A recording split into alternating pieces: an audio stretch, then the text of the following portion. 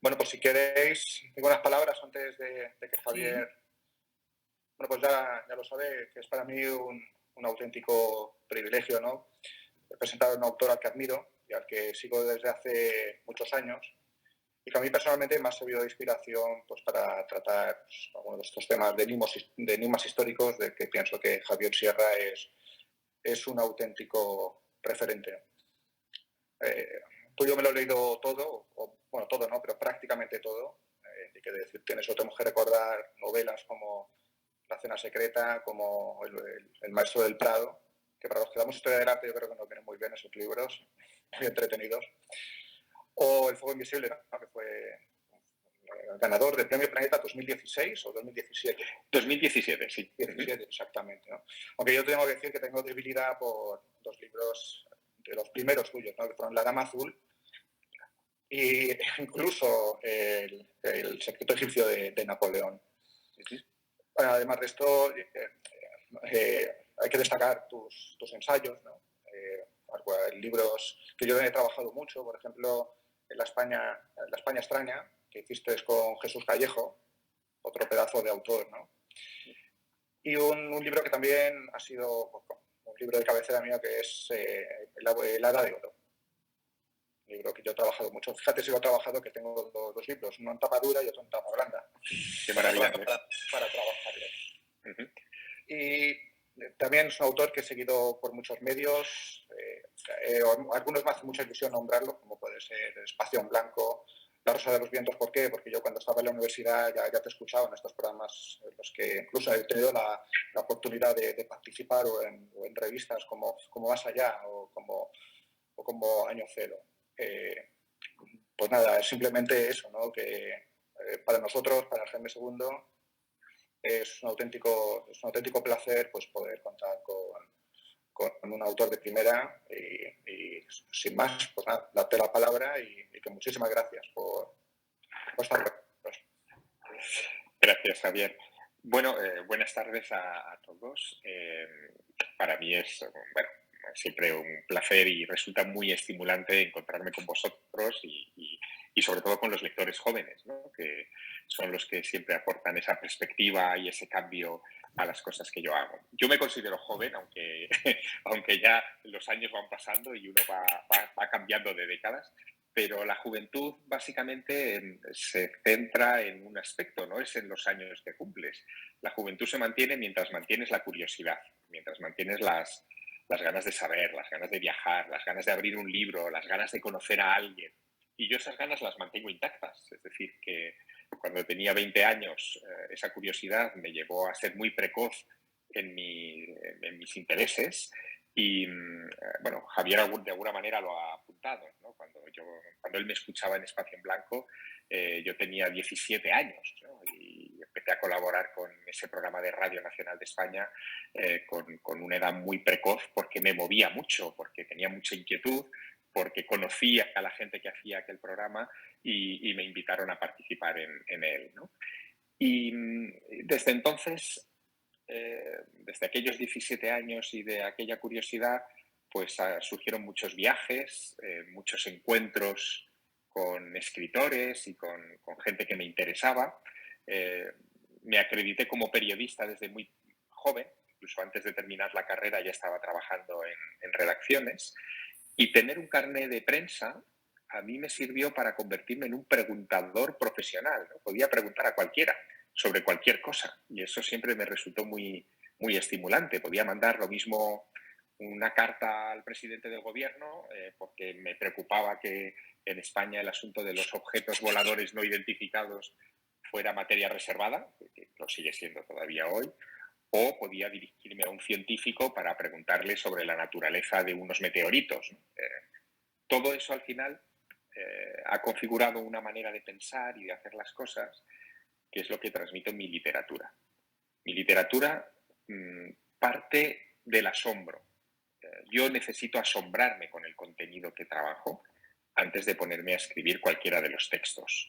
Por lo tanto, a partir de esa energía, de la energía del asombro, surge la energía de la curiosidad y de querer saber más y de buscar respuestas a eso que plantea el asombro.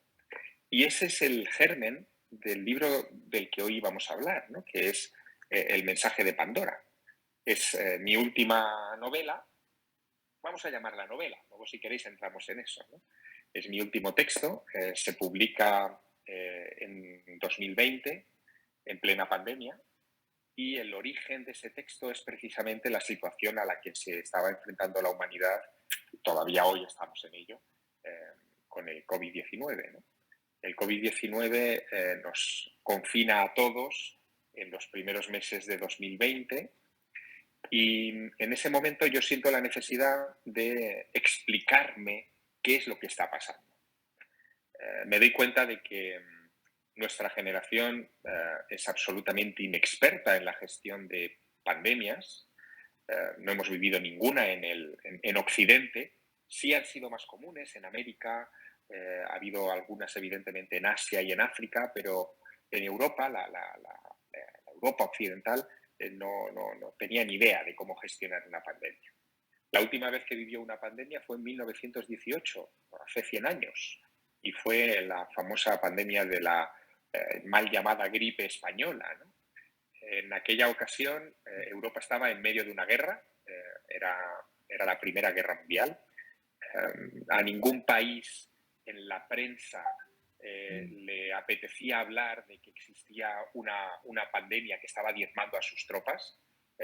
Los alemanes no querían que los franceses supieran que en sus trincheras la gente estaba muriendo no por las balas, sino porque estaban cayendo enfermos y no sabían por qué. Y a los franceses le ocurría exactamente lo mismo respecto a los alemanes, ¿no? Así que se prohibió hablar de la pandemia y el único lugar donde se permitía hablar de esto y que la prensa hablaba abiertamente era España, porque España no estaba en guerra.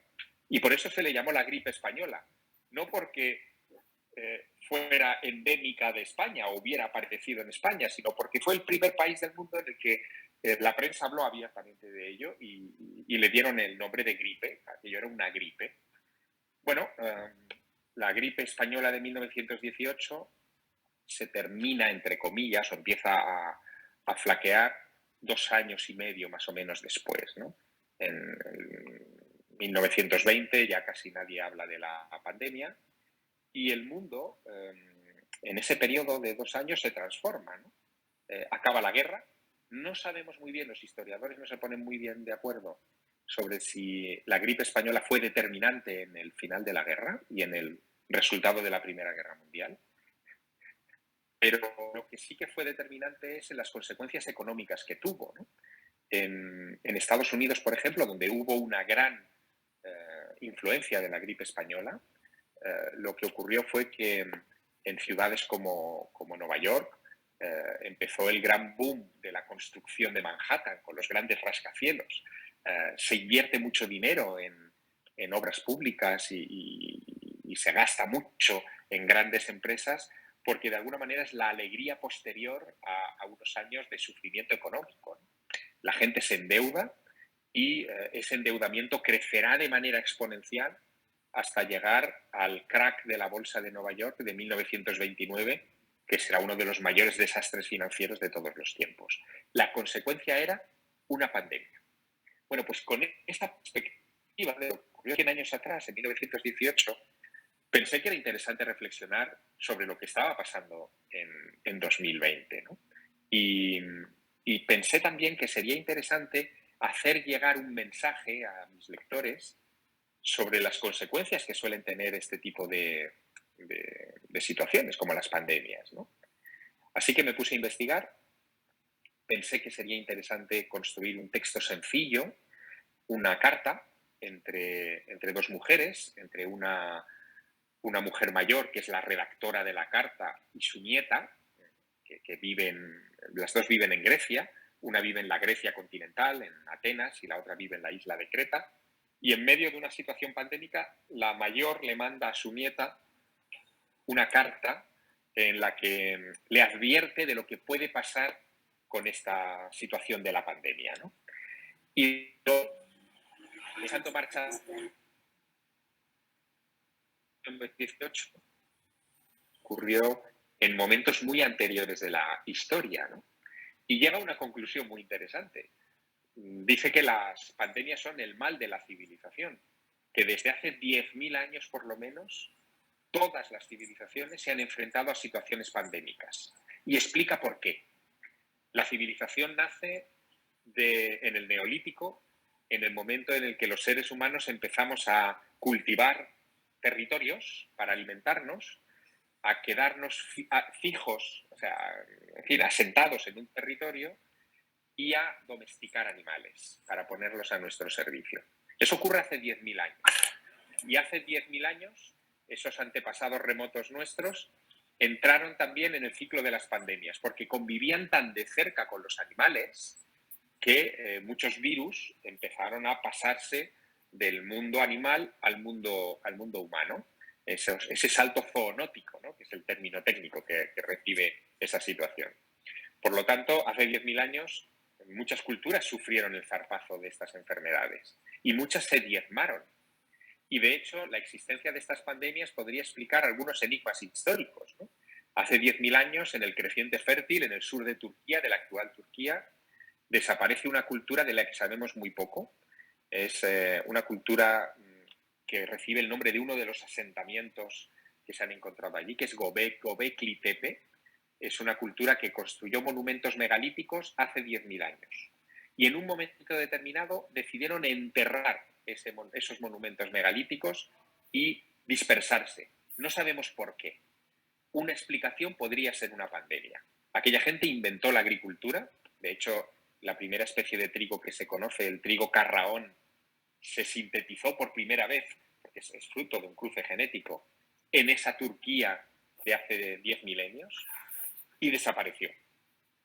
Otra cultura que desapareció de repente, dejando todos sus monumentos vacíos, intactos, y no sabemos por qué, fueron los mayas, ¿no? Cuando llegan los españoles a América, descubren que las ciudades mayas se habían abandonado un siglo y pico, 2 siglos antes, y no sabemos por qué desaparecieron y dejaron sus templos y sus pirámides, sus lugares ceremoniales absolutamente vacíos. Una explicación podría ser que sufrieron alguna de estas pandemias antiguas, ¿no? Y que la población se diezmó y se dispersó. Bueno, con todos esos elementos empecé a construir ese relato, esa carta. Pero no me quedé ahí. Yo soy un hombre de muchas lecturas, he leído mucho de muchos temas, de muchos campos, y había algo que me rondaba, ¿no?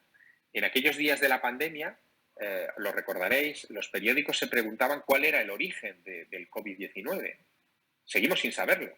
Se hablaba de si había pasado de un animal a un humano en un mercado de Wuhan, en China, ¿no? Se hablaba del pangolín, se hablaba de murciélagos, se hablaba de muchos animales que podrían haber sido los huéspedes originales de esos virus. Pero a fecha de hoy, la Organización Mundial de la Salud todavía no ha determinado cuál ha sido el proceso de transmisión, ni mucho menos cuál ha sido el origen del propio virus y de la mutación que nos ha contagiado, ¿no? Bueno, esto es interesante porque sobre esto se ha especulado mucho, ¿no? ¿Cuál es el origen de los virus? ¿El origen de las bacterias? ¿Cuál es incluso el origen de la vida? ¿Son los virus parte de la vida? Bueno, parece que estamos bastante seguros de que sí, que es una forma rara de vida, pero que es una forma de vida. Y aquí es donde entran algunas de mis lecturas. Veréis, hace algunos años leí este libro. Se titula La vida misma, su origen y naturaleza, de Francis Crick. Francis Crick fue premio Nobel de Medicina por el descubrimiento de la doble hélice del ADN. ¿Os imagináis el descubrimiento? Fue lo más importante que le pasó a la medicina, ¿no? en este último siglo. Ellos se dan cuenta de la estructura en hélice del ADN y formulan su teoría y se hacen mundialmente famosos. Crick dedica toda su vida a investigar el origen de la vida y llega a una conclusión curiosísima. Se pone en contacto con expertos en la búsqueda de las formas de vida más antiguas que hubiera sobre el planeta Tierra. Y se da cuenta de que las formas más antiguas de vida del planeta Tierra tienen unos 3.800 millones de años. La Tierra tiene unos 4.000 millones de años. Y hace 3.800 millones de años, los fósiles que se han rescatado en Sudáfrica muestran ya estructuras celulares complejas. No tuvieron tiempo, por lo que sabemos de la evolución, en desarrollarse en esos 200 millones de años entre la formación de la Tierra y la aparición de la vida. La única explicación para Francis Crick es que esa vida había llegado al planeta desde el espacio. Había llegado a bordo de meteoritos o de cometas que impactaban contra el planeta de manera indiscriminada en aquellos orígenes geológicos de la Tierra, ¿no? Y formula otra idea muy curiosa. Dice que el agua, el mar, los mares, y el agua que hoy está en el ciclo del agua del planeta Tierra, ese agua es de origen extraterrestre. La Tierra era un mundo seco en su formación, pero una lluvia constante de cometas, que son al fin y al cabo masas de hielo gigantes, fue la que nos trajo el agua aquí. También la llevó a Marte, también la llevó a las lunas de Júpiter. Por ejemplo, la luna Europa es una luna que tiene más agua que el planeta Tierra, ¿no? Toda ese agua viene del espacio. Y toda ese agua, según Crick, trajo microorganismos. Trajo las formas primeras de vida que hemos encontrado, pero trajo también virus y bacterias. Es decir, que el agua, la vida y los virus somos de naturaleza extraterrestre. A mí la idea me pareció fascinante y la incorporé también a esta explicación. La incorporé porque uno de los discípulos de Crick y también de un astrónomo muy famoso británico que se llama Fred Hoyle escribe este libro, La nube de la vida. Uno de los discípulos, que es el coautor de este libro, que es Chandra Wickramasinghe, este hombre, cuando ocurrió lo del COVID, unos meses antes de que China hablara de que había detectado la cepa inicial del COVID-19, unos meses antes denunció que un meteorito de características un tanto peculiares se había estrellado cerca de Wuhan hacia el mes de octubre de 2019. Y advirtió en una nota para la revista Nature, la revista científica Nature, que posiblemente contenía algún tipo de patógeno y que había que tener cuidado. Nadie le hizo caso. Pensó que Wickramasinghe estaba, en fin, escribiendo ciencia ficción y no ciencia.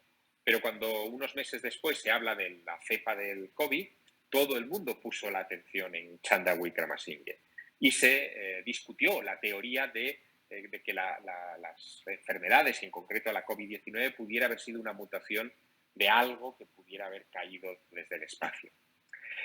Hoy la ciencia no sabe si esto es así o no.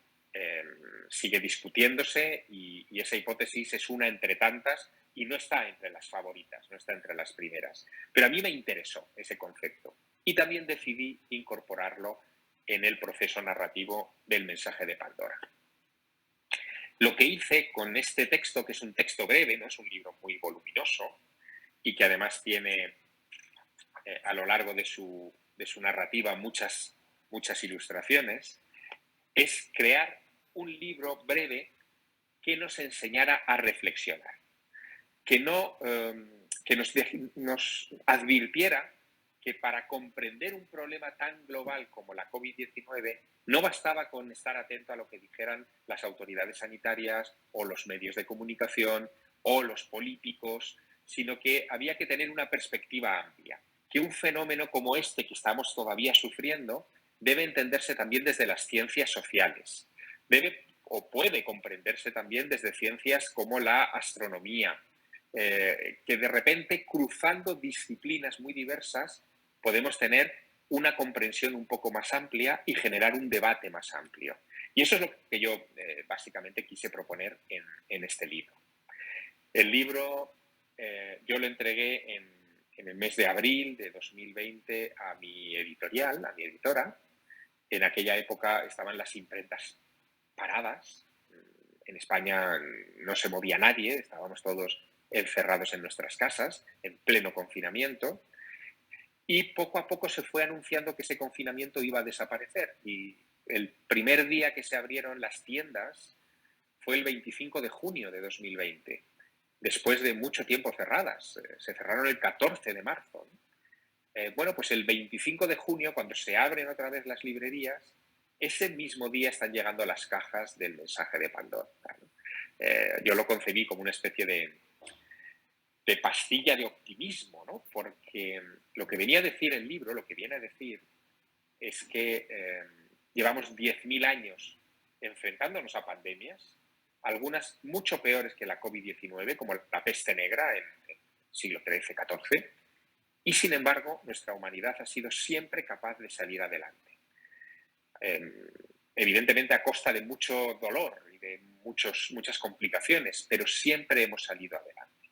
Y en el caso de la COVID-19 hay razones para ser algo optimistas incluso, visto en perspectiva, abriendo el campo, ¿no? Fijaos, la gripe española de 1918, de hace 100 años, oficialmente se cobró entre 40 y 50 millones de muertos en todo el mundo. Más que las guerras mundiales, ¿no? 40 a 50 millones de muertos en todo el planeta. Es la cifra oficial. Hoy los expertos hablan de que esa cifra habría que duplicarla o triplicarla, porque en muchos casos la gente moría y nadie dictaminó por qué, dictaminó la causa. Es decir, que podríamos hablar entre 100 y 150 millones de personas muertas por culpa de aquel fenómeno, ¿no? de la gripe española. En el 2022, en el que estamos, después de haber sufrido los 2 primeros años, que es lo normal, de zarpazo de una pandemia de este tipo, las cifras de muertos oficiales están rondando los 5 o 6 millones de personas en todo el mundo. Es decir, muchas menos. Aunque no nos quedáramos en las oficiales y duplicáramos esa cifra hasta los 12 millones de personas, estamos hablando de una diferencia sustancial respecto a los 100 millones que padecieron la gripe hace 100 años. Y el mérito no es otro que de la ciencia, ¿no? y del desarrollo de las vacunas, de la higiene, de los medios de comunicación que han advertido a la población sobre cómo actuar. En fin, en ese sentido, nuestra sociedad ha demostrado fortaleza. Es pronto para verlo. Yo entiendo que estamos todavía inmersos en ello. Para hacer historia tenemos que alejarnos del conflicto, ¿no? O del periodo que queremos estudiar. Pero aún sin alejarnos demasiado, creo que en ese sentido nuestra sociedad se ha comportado razonablemente bien a nivel colectivo. Y yo quería reflejar un poco ese sentimiento y esa evolución en este texto del Mensaje de Pandora. Es un libro diferente a los que he publicado antes porque en los anteriores trataba de enfrentarme a enigmas de la historia. En este caso me enfrento a un enigma antropológico, que es, bueno, antropológico y biológico, que es el enigma de la vida, ¿no? ¿Por qué hay vida? ¿Por qué la vida es como es? ¿Por qué nosotros somos como somos? Y en un texto sencillo, que yo lo escribí inspirándome un poco casi en El Principito, en algo que pudiera comprender todo el mundo, el Mensaje de Pandora, bueno, pues se convirtió en ese último libro que he entregado a imprenta y que de alguna manera, bueno, pues está ahora a vuestra disposición.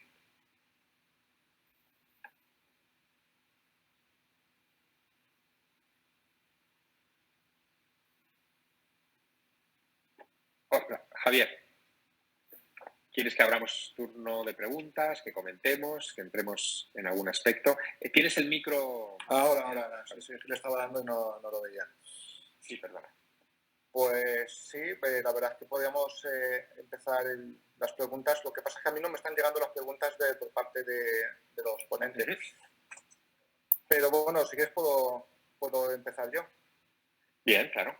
El sentido yo creo que se lo están preguntando muchos, la explicación que tú puedes dar pues, para tratar de comprender el origen de este virus, ¿no? Que nos ha azotado en los últimos años. ¿Cuál es mi impresión sobre el origen? Sí. Bueno, a ver, yo en este tiempo he podido hablar con muchos expertos en la materia, ¿no? Y en particular con algunos virólogos, también porque a través sobre todo de aquí en España del programa de Cuarto Milenio, ¿no? de Iker Jiménez, sí. Pues ahí digamos que se concentró una buena parte de la gente de los mayores expertos, ¿no? En España de este asunto. Y la sensación respecto a este virus es rara porque es un virus que muta de una manera muy veloz, que se adapta de una manera muy rápida se ha transmitido muchísimo y eso ha hecho que sea muy complicado su gestión, pero el arranque tan potente del virus ha hecho que muchos virólogos hoy incluso sigan sospechando, y claro, yo me sumo a esa sospecha, de que pudiera ser algún tipo de virus manipulado artificialmente, ¿no? Y que se hubiera podido escapar de un laboratorio en Wuhan. Las implicaciones de esto son tremendas y probablemente no llegaremos a conocerlas en los próximos 20 años, ¿no? Porque ese laboratorio, que es uno de los grandes laboratorios de investigación virológica del mundo, que está en la ciudad de China, es un laboratorio en el que participan no solamente chinos, hay franceses, hay capital americano, es un laboratorio internacional. La responsabilidad, por lo tanto, no sería solo de China, sino de todos los que estaban en ese laboratorio. Y eso hace que evidentemente, sea muy complicado todo esto, ¿no? También es cierto, no son noticias falsas, lo que ocurrió en los primeros meses del virus, ¿no? Es decir, gente implicada en la investigación y en la denuncia del escape del virus en China terminaron falleciendo en circunstancias extrañas. Bueno, todo esto genera una sombra en torno a este asunto bastante considerable que, insisto, probablemente no llegaremos a comprender hasta que no pase mucho tiempo. Es ahora, Javier, cuando nosotros, por ejemplo, estamos empezando a entender muchas de las cosas que sucedieron en el 11S. El 11S, que es el gran atentado contra los Estados Unidos en 2001, también fue objeto de todo tipo de ruido mediático, de falsas noticias, de contrainformación. Se justificó una guerra contra Irak que hoy no se justificaría. Bueno, pues el momento de analizar históricamente el 11S es ahora. Con el virus de la COVID probablemente tendremos que esperar al 2040 para empezar a comprender lo que está pasando. Muy bien. También preguntan por el chat, relacionado con el proceso de publicación del libro, si es difícil, pues hay algún alumno con ganas de escribir un libro, si es difícil encontrar editores para que a uno le publiquen un libro. A ver, nada en la vida es fácil, ¿no? Y en el terreno editorial, pues evidentemente fácil tampoco. Pero hay muchas puertas. Si tú eres escritor y quieres presentar un libro a una editorial, primero tienes que tener un poco un conocimiento previo de mercado de lo que publica esa editorial. Ver qué temas les interesan y estudiar un poco, y eso es fácil hoy con Internet, pues quiénes son los editores, a quién te puedes dirigir, etc. La buena noticia es que hoy hay más editoriales que nunca. En fin, sellos hay por todas partes, ¿no? También la buena noticia es que, a una mala, el proceso de autoedición es más profesional y mejor que nunca hasta la fecha. La noticia complicada es que para llegar a las grandes editoriales el proceso es más lento.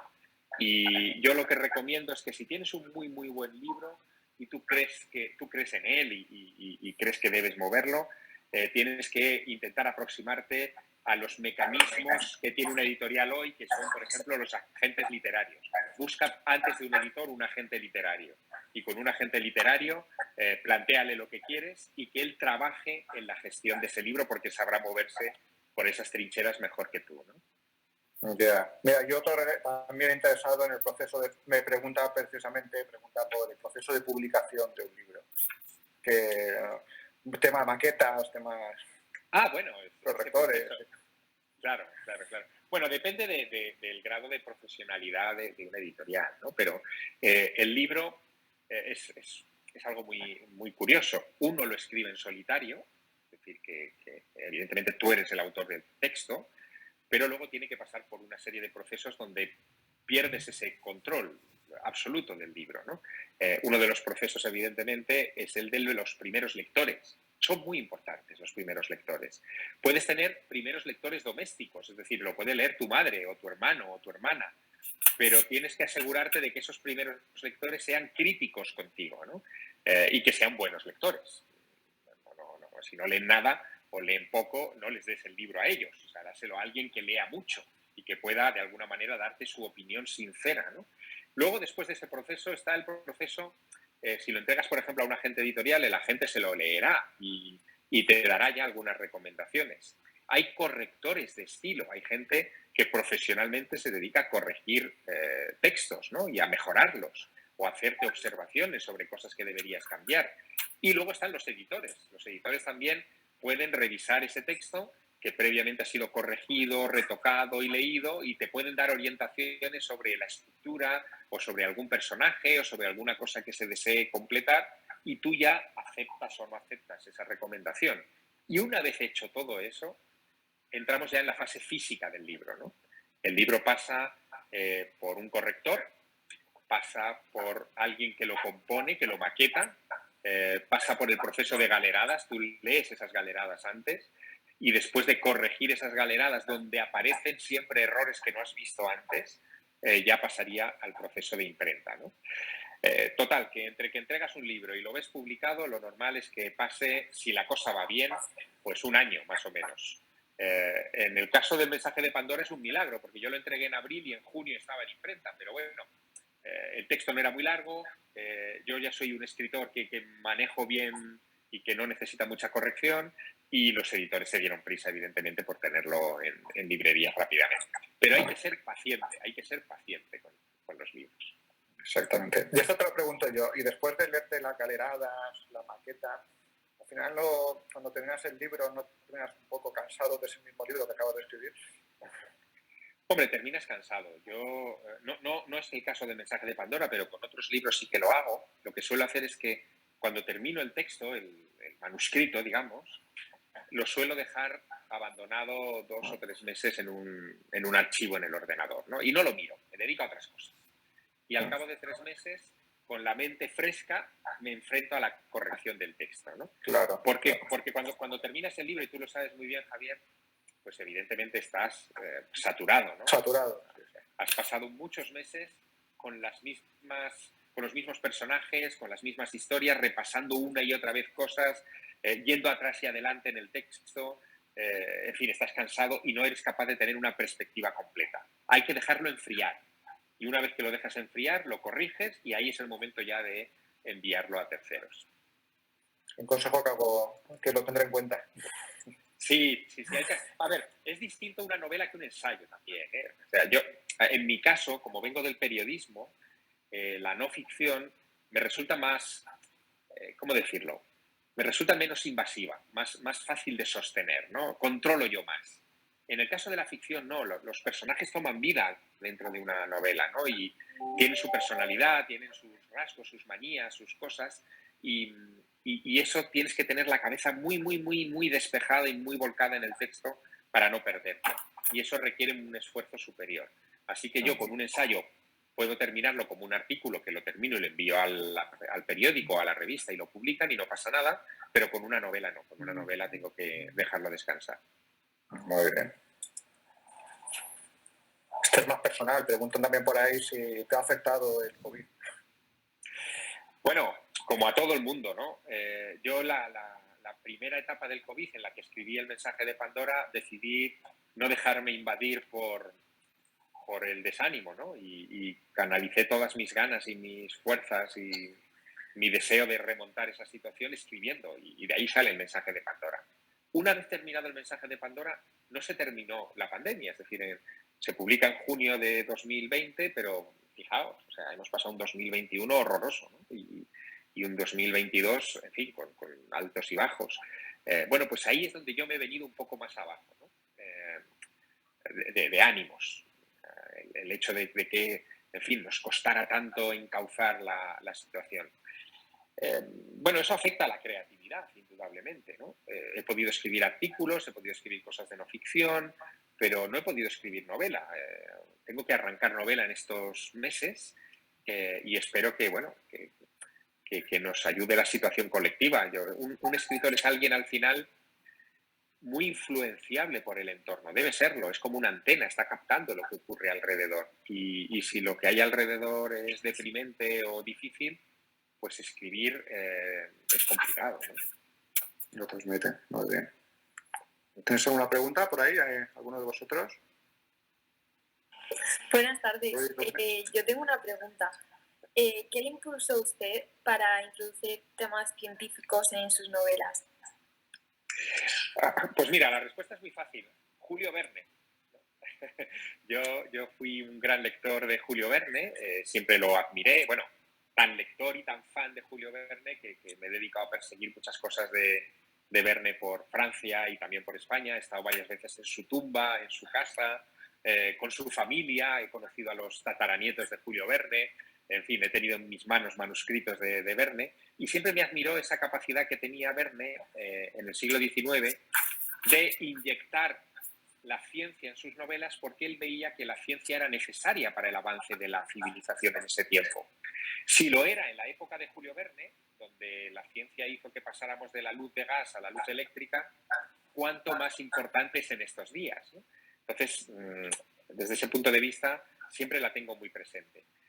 Mi caso es un poco particular porque además de la ciencia me interesa mucho la historia, ¿no? Y lo que hago a veces es escribir novelas puramente históricas donde, bueno, puede estar la ciencia del momento presente, pero también me gusta escribir novelas contemporáneas en relación a algún hecho histórico del pasado en donde sí que puedo meter más ciencia, ¿no? Bueno, yo creo que es una de las patas sobre las que se sostiene nuestra sociedad. A razón de lo que dices, Javier, me parece haberte escuchado en algún programa hablando sobre un libro de Julio Verne, precisamente. A mí me alucinó que era el de París en el siglo XX. ¿Es posible? Sí, ¿verdad? Sí, ese libro fue un libro inédito de Julio Verne hasta 1994. Ese libro era de los que no se publicaron, ¿no? de Verne. Y fue si no recuerdo, el segundo o el tercer libro que él escribió. Él publicó primero 5 semanas en Globo y lo hizo para un editor de París, Julio Hetzel. Bueno, pues el siguiente libro que le presentó fue París en el siglo XX. Estamos hablando de 1870 y algo, ¿no? Y el editor, cuando lo leyó, le dijo a Julio Verne que ese libro era demasiado fantasioso, que se había pasado de raya, ¿no? Era un libro en el que Julio Verne decía que París en el siglo XX, él lo situaba en el año 1960 más o menos, París en 1960 se iluminaría con electricidad. Había farolas de gas en París, ¿no? En ese momento. Decía que habría un tren subterráneo que recorrería la ciudad. Eso no estaba ni en las previsiones más optimistas, pero en 1960 estaba el metro, ¿no? Decía que la electricidad serviría, fijaos, para ejecutar a los reos de asesinato en una silla. O sea, el hombre había inventado la silla eléctrica, ¿no? en esa novela. Y se imaginaba un aparato que estaba en las instituciones de ese París del futuro, que él llamaba pantelégrafo, que era una caja que estaba en los despachos, donde tú podías meter una escritura, él decía, un papel, y esa caja transmitía el papel a otra caja igual en otro lugar del mundo, ¿no? Se había inventado el fax, se había hecho una especie de predicción del fax absolutamente alucinante, ¿no?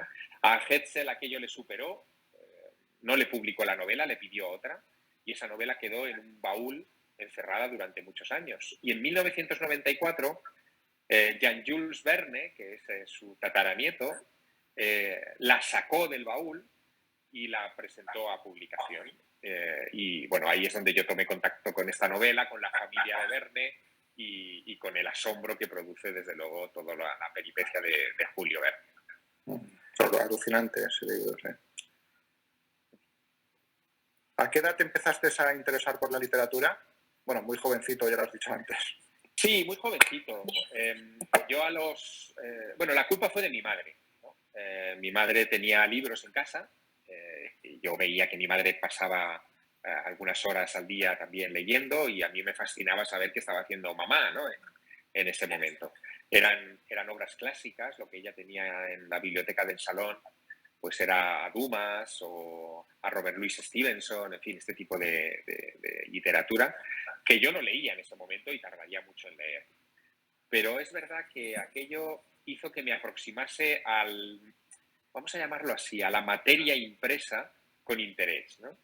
Y con esa edad, con 8 o 9 años, pues descubrí en la biblioteca pública de mi ciudad los tebeos de Tintín y de Asterix, y a partir de ahí me fui introduciendo, me hice socio de la biblioteca, empecé a pedir prestados libros de la misma que ya estaban adecuados a mi edad, y así me introduje, ¿no? Casi jugando con los libros. siempre me han parecido muy interesantes, ¿no? Son un desafío, cada libro es un desafío, ¿no? Lo que hay entre dos tapas me parece siempre una provocación y lo sigo viendo todavía hoy así, después de tantos años, de lecturas buenas, menos buenas, malas y fascinantes, ¿no? Que tenemos un autor en la zona, Moisés Garrido. Sí, claro. Pues nos seguimos por Facebook y a veces cuelgo unas fotos tuyas que tendrás ahí, no lo sé, 12, 13, 14 años, no sé, muy jovencito. Sí, Moisés y yo nos conocemos de hace mucho tiempo. Mirad, Moisés también es autor y él ha escrito algunas cosas. Moisés y yo nos conocimos por las secciones de anuncios por palabras de revistas juveniles de los años 80, ¿no? Y a partir de ahí nos hicimos amigos por correspondencia. Él entonces vivía en Huelva, no vivía en Alicante. Y nos intercambiábamos cartas, ¿no? Las cartas empezaron siendo cartas, pero empezaron a completarse con fotocopias de artículos de periódicos que nos llamaban la atención, terminaron en paquetes con libros, con cintas de vídeo y con materiales, y ahí nació una amistad que dura hasta hoy, ¿no? Vosotros sois muy afortunados, ¿no?, en esta época, porque no dependéis del servicio de correos, tenéis internet, podéis intercambiar todo tipo de materiales sin ningún problema, sois nativos digitales. Para nosotros esto no era así y no lo fue hasta 1995-96, que es cuando más o menos entra Internet en nuestras vidas de manera más fuerte, ¿no? Así que, bueno, aprovechad Internet también para hacer amigos en la distancia, ¿no?, que luego pueden ser para toda la vida. Bueno, pues... Yo tengo una duda. Yo tenía una pregunta después. Bueno, sí, yo en concreto tengo dos preguntas. Lo primero es que yo, bueno, pues a usted lo conocí a partir de la lectura esta, pero un día viendo la tele me encontré con el programa Cuarto Milenio y le encontré a usted. Y me surgió la duda que tú, estudiando lo que estudiaste, que creo que era... periodismo, ciencias de la información. Exacto. Periodismo. Y yo estudié periodismo. Me surgió la duda de dónde viene su interés sobre la mitología, Ajá. ovnis, la ciencia, porque tú a una persona normal le dices que tú escribes sobre mitología, ciencia, habiendo estudiado periodismo, pues una persona normal, yo no se lo cree, pero viéndote hablar en el programa y todo, pues me surgió esa duda, la verdad. Bueno, está muy bien la duda, ¿eh? Muchas veces pensamos que el periodismo es un estudio, en fin, que lo que te prepara es para ponerte, por ejemplo, delante de una cámara y presentar el telediario. Bueno, sí, te prepara para eso, para hablar en la radio, para escribir un artículo formalmente correcto. Pero lo importante del periodismo no es el periodismo en sí, el periodismo es la herramienta. Lo importante es el contenido, lo que tú cuentas, ¿no?, con el periodismo. Yo siempre fui un niño muy inquieto. En esa época pre-internet tuve la suerte enorme de que mi padre era cartero, ¿no?, y me permitía enviar cartas a todo el mundo sin sello. Así que mandaba cartas a todo el mundo. Lo mismo al presidente del gobierno que a la NASA, para preguntarles las cosas que me interesaban. Y algunos contestaban y me mandaban información y despertaron mi apetito por recibir esas historias y despertaron también mi apetito por compartirlas con los demás. Para mí es más importante, como concepto, como tema, como materia, hablar del origen de la vida y de dónde puede venir la vida, si viene del espacio exterior o fue algo que se generó aquí, que hablar del espionaje de Pegasus, que es ahora la noticia en España, ¿no?, de si se utiliza un programa de hackeo para entrar en los móviles de gente importante. Me parece más importante el otro concepto. Y utilizo el periodismo y la potencia que tiene el periodismo para hablar de lo importante, no de lo urgente. Esto yo entiendo que quizás sea un poco abstracto, pero urgente e importante no es lo mismo. Hay temas que son básicos y que el periodismo me permite compartir, ¿no? Por eso me ves hablando de eso y no de política, ¿no?, o de resultados deportivos. Buenas, aquí. ¿Puedo hacer una pregunta? Sí, claro. Hola. Miren, al final de la obra, la protagonista hace una reflexión sobre los humanos tienden a cometer los mismos errores al olvidar su pasado, al no recordar lo que había pasado anteriormente. Entonces, personalmente, ¿usted cree que el ser humano olvida su pasado y por lo tanto tiende a repetir siempre sus mismos errores? Y si es así, ¿qué solución pondrías para evitar este problema? Muchas gracias. Gracias a ti. Mira, hoy justo se hacían públicas unas declaraciones del Papa Francisco que me han hecho pensar, ¿no? Porque decía el Papa Francisco que le resultaba muy llamativo que justo en este momento en el que la generación que vivió la Segunda Guerra Mundial estaba muriendo por edad, es decir, está desapareciendo, justo en este momento vuelve la guerra a Europa, ¿no? Como si de repente la ausencia de los que han vivido una experiencia hace que los que vienen después la repitan, ¿no? O la repitamos. Y me ha dejado pensativo porque no debería ser así. Tenemos muchos libros de historia, tenemos mucho acceso a la información, deberíamos saber lo que es una guerra y lo que fue la guerra mundial, la Segunda Guerra Mundial para Europa, ¿no? El enorme desastre que fue no solo para Europa, sino para todo el mundo. Pero no ocurre. Y eso tiene que ver quizá con algo que es muy humano, ¿no? Una cosa es el aprendizaje que tú recibes por la emoción, porque estás implicado emocionalmente en algo, en un drama o en un triunfo, en algo, y otra cosa es el aprendizaje que tú recibes por la teoría. Es decir, no es lo mismo que te digan qué maravilla fue la final de la Copa del Mundo de, no sé, del 1980, que de repente la que tú viviste cuando ganó España la Copa del Mundo, ¿no? En una, sí, vale, puedes comprenderla, pero en otra lo has vivido. Y ese salto entre lo emocional y lo racional es lo que yo creo que nos lleva a repetir los errores una y otra vez, porque el ser humano, aunque lucha por ser racional, es muy emocional.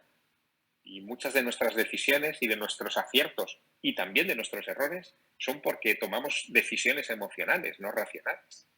Yo sinceramente creo que también es por un tema de educación, que no Sí, implantan claro. educación, y por eso personalmente creo, porque también en ejemplos de la Segunda Guerra Mundial, como muchos soldados alemanes, por así decirlo, no habían recibido esa educación o tenían una idea diferente, una idea mala. Entonces, yo personalmente creo que, aparte de lo que tú dices, obviamente, de la emoción y la racionalidad, yo creo que también la educación, no sé. Sí, el tema es que también solemos ser perezosos, ¿no? Los seres humanos. Está también en nuestra naturaleza. Si vivimos bien, si estamos en una cueva, que es nuestra casa, con calefacción y tenemos comida para cenar, pues no nos preocupamos gran cosa, ¿no? de lo demás. Y ahí tienes tú mucha razón. La educación lo que tiene que hacer es estimular la curiosidad para que no te conformes, para que nunca te conformes con lo que tienes, nunca. Que siempre quieras dar un paso más, que siempre quieras aprender más. En el caso, por ejemplo, de esta situación de la guerra, yo os recomiendo un libro que lo podéis leer perfectamente, que es muy, muy entretenido, son capítulos cortos, muy explicativos y muy, muy bien hechos, que es La Segunda Guerra Mundial contada para escépticos, de Juan Eslava Galán. Es un texto magnífico, donde vas a descubrir, bueno, las torpezas de unos y de otros que nos llevaron a aquel conflicto, ¿no? Y algunas de esas torpezas, curiosamente, las seguimos viendo hoy, ¿no? Que siguen en boca de los políticos o ahora en las redes sociales. En fin, está bien que lo sepáis. Cuanto más sepáis, menos os manipularán. Esto siempre es así. Muchas gracias. Nada. Yo tenía otra pregunta. Mi pregunta iba... Perdona, ¿podría hacer una pregunta? Sí, claro. Me ha encantado tu libro, pero ¿cómo se inspiró en los personajes Aris y su tía, en su carácter de Aris? Pues mira, yo me inspiré en algo muy cercano, es decir, mi abuela materna no vivía con con nosotros, vivía en otra ciudad, y de vez en cuando venía a visitarme, ¿no? Y cuando venía a visitarme, bueno, me contaba historias, y hubo un momento en el que me convertí en el primer reportero que la entrevistó, porque debía tener 10 o 11 años, y quise entrevistarla, ¿no? Y que me contara la historia de su vida. No pudo contármela bien. Como no terminó de contármela, empezó a escribírmela por carta. Y aquello yo lo recordé, ¿no?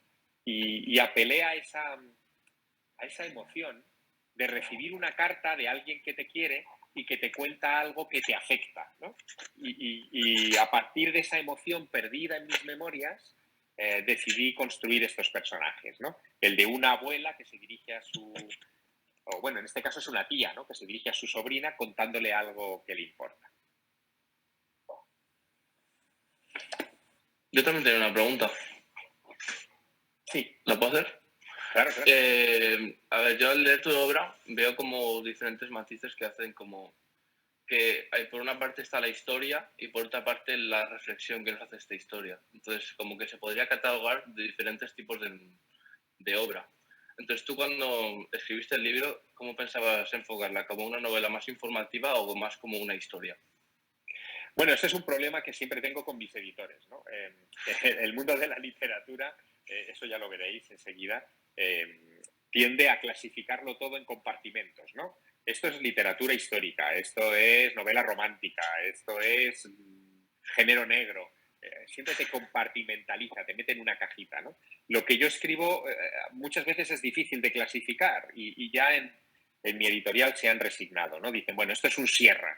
Y bueno, pues si es un Sierra, pues vale, lo que haga Javier Sierra, pues encaja en esa cajita necesariamente, ¿no? Pero en este caso, yo quise hacer algo que en el mundo anglosajón se hace mucho.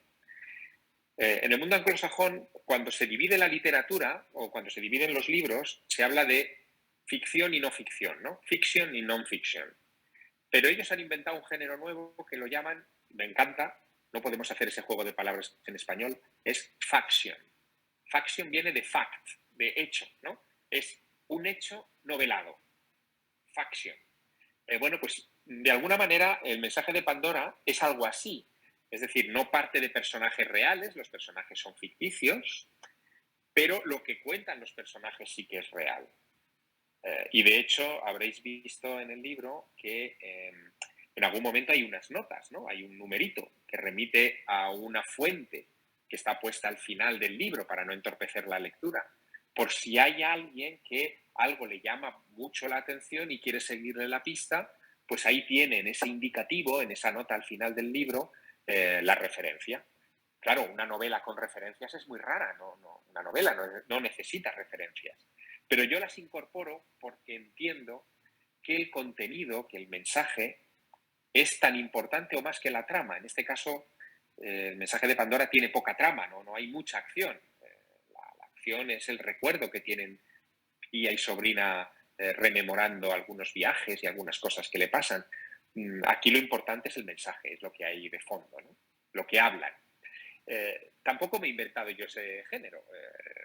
De alguna manera, si echáis un vistazo a vuestro temario de filosofía y os asomáis a los textos de Platón, Platón hablaba en diálogos, ¿no? Es decir, él se inventaba un interlocutor o evocaba a un interlocutor y mantenía una conversación con otro señor con el que intercambiaba ideas. Bueno, pues de alguna forma el mensaje de Pandora es un diálogo. Muchas gracias. Yo tengo otra pregunta. ¿Tiene algún significado previo los lugares situados a lo largo de la novela? Sí, los lugares son importantes. Cuando yo construyo siempre una novela, una de las cosas que más me preocupan son los escenarios, ¿no? Y me preocupan por una razón, porque quiero que los escenarios sean también una invitación al lector. Cuando yo hablo, por ejemplo, en el mensaje de Pandora del pueblo de Verges, ¿no? Ellas llegan a un pueblecito y de repente ven unos señores vestidos de esqueletos danzando, ¿no? Y a partir de ahí descubren que esa danza macabra, es un eco de la peste negra, ¿no? que diezmó a la población del norte de Gerona en la Edad Media. Bueno, pues esa fiesta que yo evoco, esos esqueletos y ese pueblo existen. Y puedes ir a verlo, te puedes acercar una Semana Santa y te puedes encontrar con esos esqueletos bailarines. O si yo menciono, por ejemplo, en ese viaje que hacen Aris y su tía, la Catedral de Gerona, y dentro de la Catedral de Gerona un apocalipsis, ¿no? que hay allí con una ilustración muy particular que parece insinuar que la pestilencia viene del cielo y llueve sobre los humanos. Ese libro existe, esa ilustración existe, está donde yo digo que está. En realidad es como si pudiera jugar con mis lectores, ¿no? Como si les estuviera dando el mapa de un tesoro que, si se animaran a seguir, les conduciría por todos esos lugares y reforzaría aún más el mensaje del libro. Muchas gracias. A ti. Yo tengo una pregunta que es cuando su tía le confiesa a Aris que ella es Pandora y que también ha sido Hipatia de Alejandría, Teresa de Ávila o Marie Curie, entre otros, ¿a qué se refiere? Bueno, Tengo otra pregunta. Sí, espera, respondo primero a Miriam. Perdón. Sí.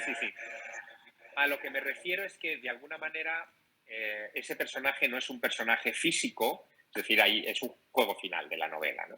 Sino que de alguna manera encarna el espíritu de todas esas mujeres que sintieron la necesidad de transmitir lo que habían aprendido a sus siguientes generaciones, ¿no? Entonces es un homenaje a ese espíritu, ¿no? Digamos que es ese guiño final para decir, oye, Pandora en realidad es un arquetipo, lo llamaríamos así, ¿no? Un personaje que encarna unos valores, no es un personaje real, no es de carne y hueso. Muchas gracias. Nada. Ahora sí, ahora ya puedes preguntar. May I ask a question in English? Yes. Do you kind of associate yourself with any character from the book? Not really. In el mensaje de Pandora, I am not in. In other books maybe, but not in this book.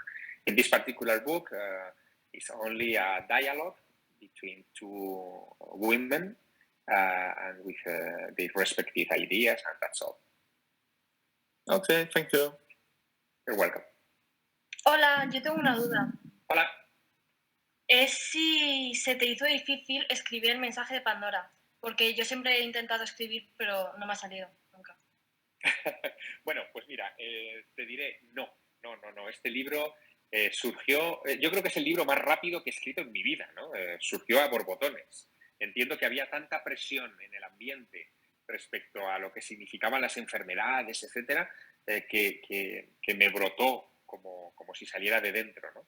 Fue muy especial. Yo creo que ninguno de mis libros ha salido así. Ni siquiera el primero de mis libros, que siempre cuando uno escribe por primera vez se deja llevar por el arrebato, ¿no? Pues ni siquiera el primer libro salió con la fuerza con la que emergió el mensaje de Pandora. Yo soy, Ainara, muy pesado escribiendo, ¿no? O sea, escribo, reviso, repaso y muchas veces tengo la sensación de que tiro más páginas que las que escribo. Bueno, es mi manera de ser, ¿no? Soy muy tiquismiquis con lo que escribo, pero Pandora salió muy rápido. Así que ánimo. Gracias. Gracias. Yo tengo otra duda. Antes alguien te ha preguntado sobre las localizaciones, pero yo te quiero preguntar más sobre la mitología, porque la mitología griega y la romana son muy similares. ¿Por qué ha decidido usted utilizar la mitología griega en vez de la romana? Porque estaban antes. Los romanos lo que hicieron fue adaptar la mitología romana los romanos lo que hicieron fue adaptar la mitología griega, ¿no? Les cambiaron de nombre, pero las acciones, los atributos son esencialmente los mismos. Al ir a lo griego me iba al origen de la civilización y en este caso hay también un simbolismo que para mí es importante, ¿no? Y es que en Grecia nace el espíritu de Europa. Y lo que estábamos viviendo con la pandemia, al menos desde nuestra óptica, evidentemente, por situación geográfica, era una convulsión en Europa. Europa se detenía, ¿no? en esos tiempos de pandemia dura. Y acudir a Grecia me parecía que era un bonito homenaje. Era volver a los orígenes y encontrarnos con nuestra esencia. Muchas gracias. ¿Puedo hacer una pregunta? Sí, claro. ¿Crees que tu libro puede cambiar la forma en que la gente piensa sobre el mundo? Perdón, ¿podrías repetirla? ¿Crees que tu libro puede cambiar la forma en que la gente piensa sobre el mundo? Ojalá, Camila.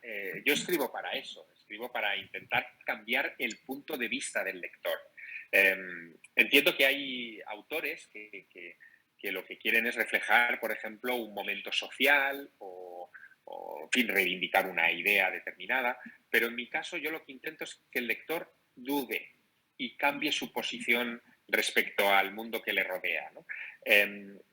Hay un subtítulo en la novela que dice: siempre que un dogma cae, un nuevo mundo nace. Es una frase que está dentro de la novela. Y es porque la novela es un alegato contra los dogmas. Nosotros construimos dogmas para sentirnos cómodos, es decir, ideas que no se pueden mover.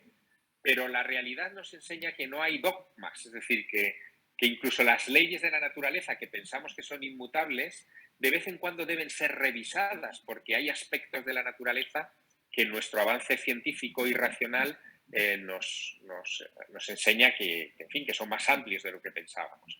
Hay que tener, por tanto, la mente abierta. Y eso sí que es un mensaje que está dentro de todos mis libros, no solo del mensaje de Pandora. Gracias. Hi, I wonder...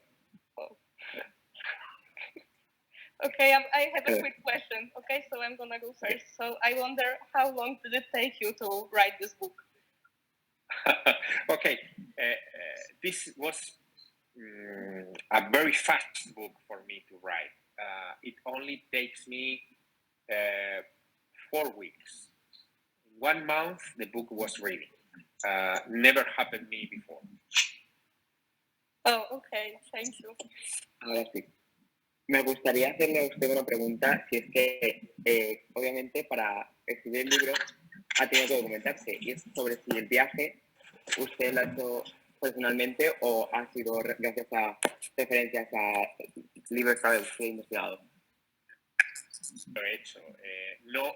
No exactamente en fin, como un viaje completo, sino que en determinados viajes he visto pues, a los danzantes de Verges o he recorrido la zona de Gerona con la catedral. En fin, todas esas cosas las he ido haciendo en distintos momentos, pero los he decidido unir en un solo viaje, ¿no? Sí, todos esos lugares los conozco, evidentemente. Bueno, yo tenía una pregunta que es, en su libro ocupa mucho espacio al origen cómico de los virus. Si es para usted una hipótesis válida también, no solo para el COVID, sino también para otros virus. Sí, lo es. Chandra Wickramasinghe, que es la referencia que menciono varias veces a lo largo del libro, es hoy considerado uno de los padres de lo que se llama la astrobiología, es decir, la ciencia que investiga el origen de la vida y su conexión con el espacio exterior. Y sí que para mí es una hipótesis importante e interesante porque cuanto más conocemos cómo es el espacio exterior, más nos damos cuenta de que contiene los mismos elementos sobre los que se ha generado la vida en la Tierra. Agua, como decía antes en mi intervención, hay en todas partes en el universo. Oxígeno, en mayor o menor grado, también es un elemento común en muchos lugares del universo. Planetas, exoplanetas, que estén a una distancia de sus soles parecida a las nuestras, ya se cuentan por miles. Por lo tanto, yo creo que es una hipótesis válida, ¿no? Hay que hacer, evidentemente, mucha investigación todavía, pero la astrobiología creo que es una ciencia que nos dará muchas sorpresas en el futuro. Gracias. Bueno, yo tengo una pregunta, y es ¿por qué decidió que la tía de Aris se esperara hasta que la protagonista tuviera 18 años para enviarle esa carta? Bueno, es un símbolo, ¿no? Los 18 años es la entrada en la mayoría de edad legal y de alguna manera es ese momento en el que un joven empieza a tomar las decisiones por las que va a encarrilar su camino, ¿no? Y la tía quería darle ese punto de vista para que tomara correctamente las decisiones que la convertirían en una persona adulta. Así que, bueno, es un símbolo. Muchas gracias. Gracias.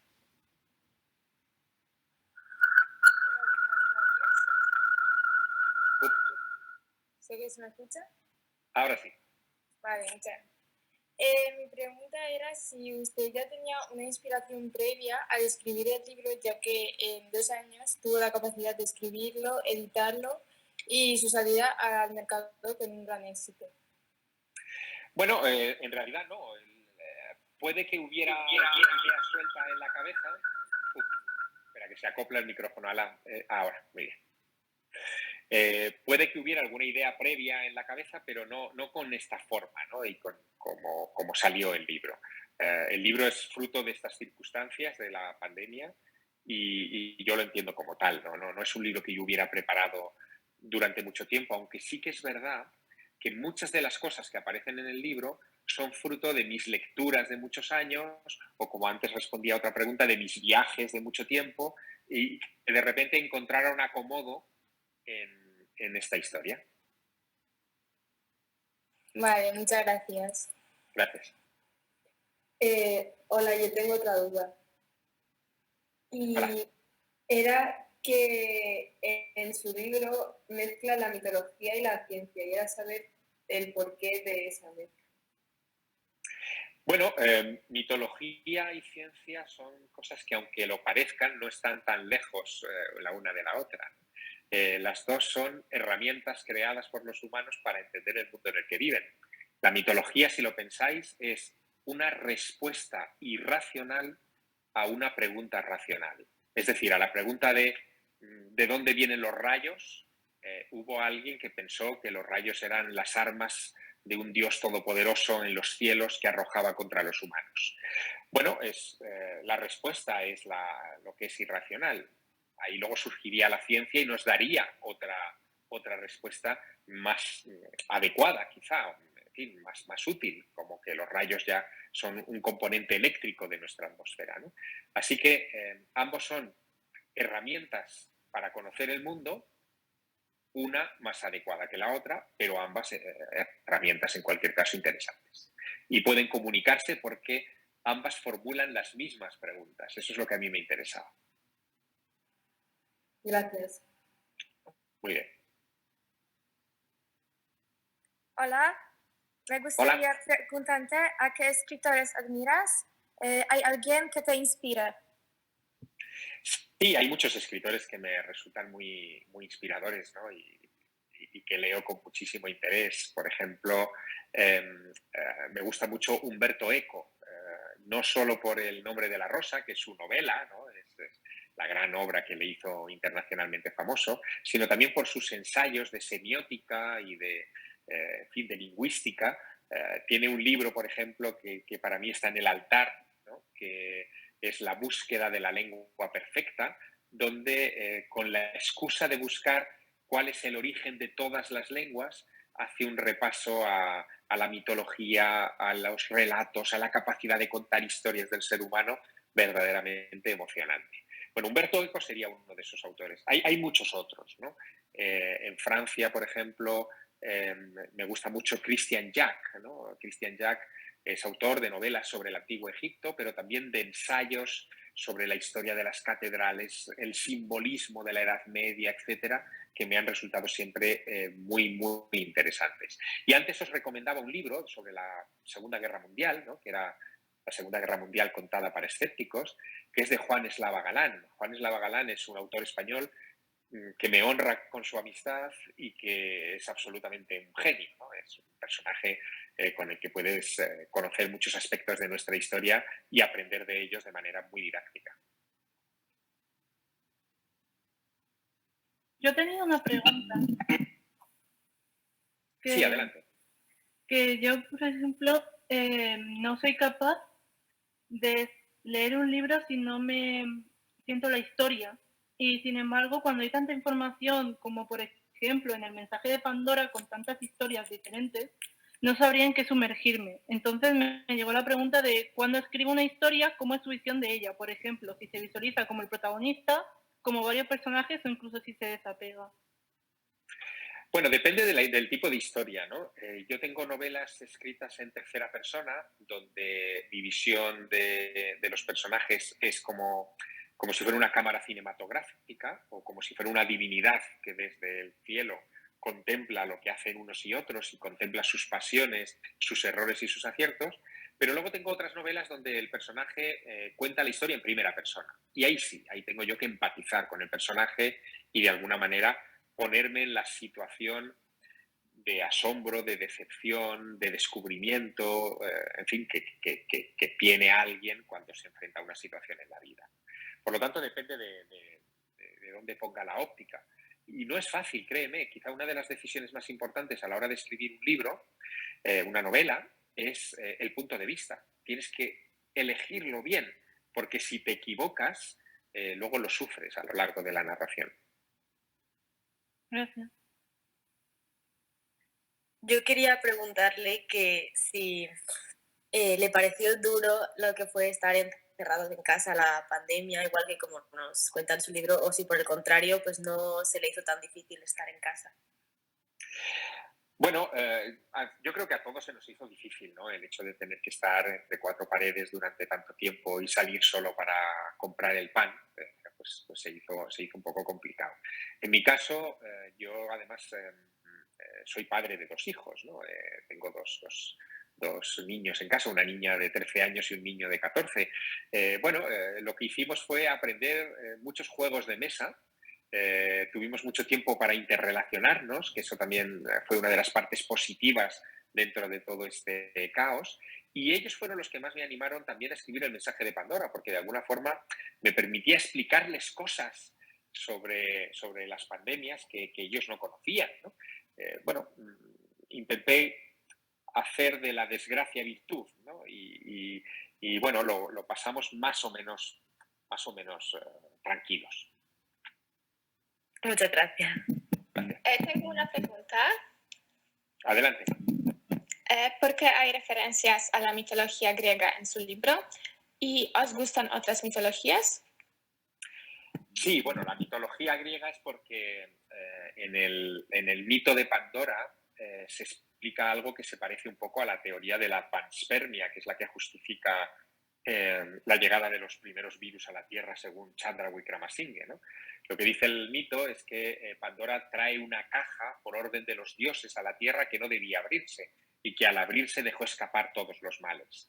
Esa caja a mí me evocaba la llegada de un meteorito o de una piedra cósmica al planeta Tierra y por eso elegí ese mito, ese personaje y en fin, ese contexto, ¿no? para explicarlo. Pero podría haber hecho algo parecido si hubiera elegido la mitología egipcia, por ejemplo, donde también hay alguna situación parecida. A mí me gusta mucho todo el tema mitológico. En particular, la egipcia y la griega son mis 2 mitologías un poco de referencia, pero también me gustan las mitologías americanas. Hay personajes que me resultan muy evocadores, como el dios Quetzalcóatl o el dios Viracocha, que son dioses instructores que llegan a la tierra y enseñan a los pobres humanos a cultivar, a domesticar animales, a levantar la civilización. O, por ejemplo, las mitologías mesopotámicas, donde también tenemos esos dioses instructores tan curiosos en figuras como el dios Oannes, que es un dios mitad pez, mitad hombre, que sale del fondo del mar y que enseña la agricultura a los primeros humanos. En fin, yo creo que la mitología es una fuente infinita de historias y de inspiración. Yo tengo una pregunta. Y a ver, la obra está escrita en formato de carta. ¿Esto tiene algo que ver con el cerramiento de la pandemia o no tiene nada que ver? Pues quizás sí, ¿no? En la pandemia estábamos ávidos de que nos llegaran noticias y nos llegaban muchas porque teníamos nuestros canales digitales abiertos, pero llegaban pocas noticias físicas, ¿no? No había reparto, no había nada, en fin, real que se pudiera tocar. Quizá eso fuera una razón. La otra es que yo soy hijo de cartero, como he dicho antes, y el mundo de la correspondencia y de recibir cartas, paquetes, etcétera, siempre me ha fascinado. Siempre lo he visto como mágico, el hecho de abrir el buzón y encontrarte una carta o un paquete. Y bueno, quise adaptar esa fascinación al texto. Por eso lo hice en formato de carta. Y también por otra razón. porque me permitía un tipo de trato con el lector que no es frecuente en las novelas, ¿no? Que es el trato de tú. Es decir, yo utilizando una carta, cuando la tía se dirige a Aris, aspiraba que en algún momento el lector se olvidara de Aris y pensara que era él o ella quien estaba recibiendo esa carta, ¿no? Podía dirigirme de tú a tú al lector. Muchas gracias. A ti. Yo tengo otra pregunta, que es que en el libro hablas del mito de Pandora y de la teoría de la panspermia. Usando este mito y esta teoría, ¿tuvo la intención de que aprendamos sobre virus y pandemias debido a la situación que vivimos en 2020? Sí, claro, lógicamente. Lo que he hecho ha sido clarísimamente utilizar la mitología como un recurso didáctico, ¿no? Y aprovechar, digamos, el relato mitológico para poder acoplarle la información científica o de debate social, etcétera, que hiciera esa historia contemporánea por un lado e interesante y útil por otro. Muchas gracias. Hola, buenas tardes. Tengo una pregunta. ¿A quién le dirigiría el mensaje que le transmite la tía a Aris? Pues en principio es un mensaje abierto a todo tipo de lectores, pero yo tenía en mente más bien lectores como vosotros, ¿no? O sea, gente joven, gente que está heredando la Tierra, ¿no? Que de alguna manera está recibiendo el control del planeta para las próximas décadas. Así que, aunque está abierto a todo tipo de lectores, el lector ideal sois vosotros. Gracias.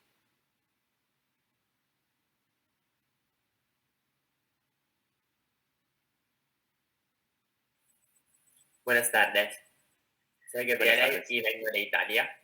Mi pregunta es, ¿cree usted que el mensaje de Pandora puede ser el retrato de la sociedad contemporánea y de su mentalidad? Grazie mille, Gabriele. Sí, yo creo que el mensaje de Pandora de alguna manera es un retrato del momento en el que estamos, ¿no? Y en respecto a la sociedad, lo que es un retrato de lo mucho que ignoramos respecto a lo que hay a nuestro alrededor. Hay un submensaje en el mensaje de Pandora que me parece interesante, y es el de recordar al lector que nosotros, los seres humanos, somos parte de la naturaleza, no somos algo ajeno a la naturaleza. Tenemos la tentación de pensar que por el mero hecho de haber puesto puertas en nuestras casas y ventanas, la naturaleza queda fuera y hemos creado un entorno artificial en el que nos sentimos seguros. Pero es un espejismo. Tú y yo, Gabriele, formamos parte de la naturaleza y estamos sometidos al imperio de la naturaleza. Y es bueno que lo recordemos para saber cómo actuar con ella y para cuidarla también, ¿no? Así que, bueno, es un retrato, sí, de lo que somos y un aviso de que somos parte de la naturaleza. Muchas gracias.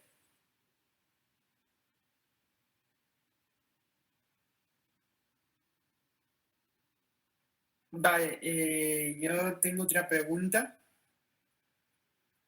Muy bien.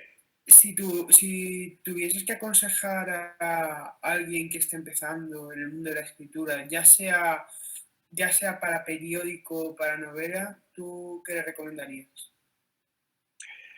Bueno, yo pienso que lo más difícil que tiene un escritor, y a la vez es el objetivo de cualquiera que se dedique a escribir, lo más difícil que debe conseguir es su propia voz, ¿no? Es decir, de alguna manera tienes que saber muy bien qué quieres contar y cómo lo quieres contar. Y eso se aprende practicando, no aparece en los primeros textos.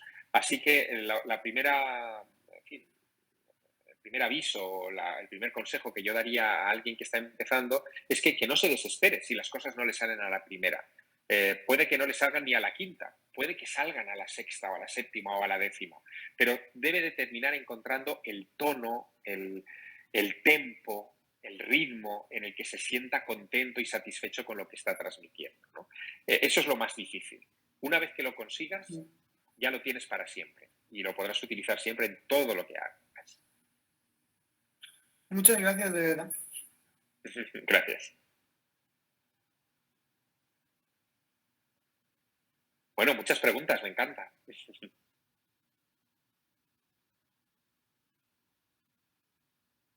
Hay una cosa que yo siempre, en fin, pido cuando doy conferencias o estoy en auditorios, y es que me gusta recibir preguntas, ¿no? La pregunta es la herramienta perfecta para el aprendizaje. No es la lección, es la pregunta, es la curiosidad que nace de cada uno de vosotros, porque haciendo una pregunta, de alguna manera os estáis implicando ya en el conocimiento que recibís, ¿no? Así que felicidades, me encanta que estéis haciendo preguntas y que estéis tan implicados. Yo tengo otra pregunta, Bien. que es, ¿por qué las protagonistas de su novela son mujeres? ¿Es casualidad o es premeditado? En este caso es premeditado. Quería que fueran mujeres porque de alguna manera para mí eran un símbolo de la vida, ¿no? La mujer es, o el género femenino es el que trae la vida a la tierra. Y yo quería que fueran mujeres porque de ellas depende, digamos, la continuidad de la especie. Así que, bueno, era un símbolo con el que yo trabajé, no emerge en el texto, es parte del metatexto, por decirlo de alguna manera, de lo que está por detrás, pero en mi cabeza estaba eso, ¿no? Si alguien tiene que hablar del futuro y de la vida, tienen que ser las mujeres con más derecho que los hombres, aunque los hombres también, evidentemente, pero con más propiedad, ¿no? Vale, muchas gracias.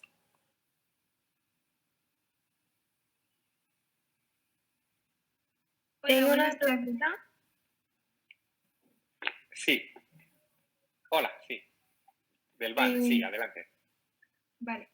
Y, a ver, mi pregunta surge de cuando las protagonistas adentran en la ciudad de Verges y de repente emergen 5 esqueletos representando la danza de la muerte y simbolizando que todos somos esqueletos camino al cementerio, el cual nos obliga a recordar al tópico de Omnia Mos et Quod. Y también a esto se añade que una de las causas de su creación fue el nacimiento de la peste, el enemigo invisible. Es así como mi duda es si se esconde alguna intención inaudita tras hacer mención a esta expresión artística. Básicamente porque supongo que su mención guarda algún tipo de relación con lo relacionado a la similar pandemia, el COVID, que en ese tiempo fue la peste. Gracias. Gracias. Sí, efectivamente. Lo que de alguna manera estaba haciendo es un juego de espejos entre COVID y la peste negra, ¿no? La peste negra tuvo unas consecuencias en fin, de enorme alcance. Por un lado, sociales, porque Europa quedó despoblada. Por otro lado, incluso religiosas, porque hubo un cambio de foco. Antes de la peste negra, el centro de la religiosidad y de la vida pública era Dios, ¿no? Y a partir de ese momento se coloca al ser humano en el centro como una necesidad casi instintiva de volver a poblar el mundo, porque se había quedado despoblado. Y luego también tiene un enorme impacto en el arte. Surgen, y de ahí viene esta danza macabra de Verges, surgen representaciones artísticas de danzas macabras por toda Europa, en Polonia, en Lituania, en Italia, en Francia, en muchas iglesias de todos estos países se representaba a un grupo de esqueletos acompañando al obispo, al rey, al burgués, para recordarles que no importan las riquezas o la posición social, que todos al final tenemos un mismo destino. Era una especie de eco de la peste. La peste no respetó clases sociales. La peste afectó a todo el mundo por igual. Diezmó lo mismo familias reales que familias de campesinos. Y eso fue aprovechado por la Iglesia para crear esos recordatorios, ¿no? Esos memento moris, eso recuerda que eres mortal y que en fin, debes de tener unos valores que te salven en el más allá. Bueno, eso fue muy influyente también en el arte.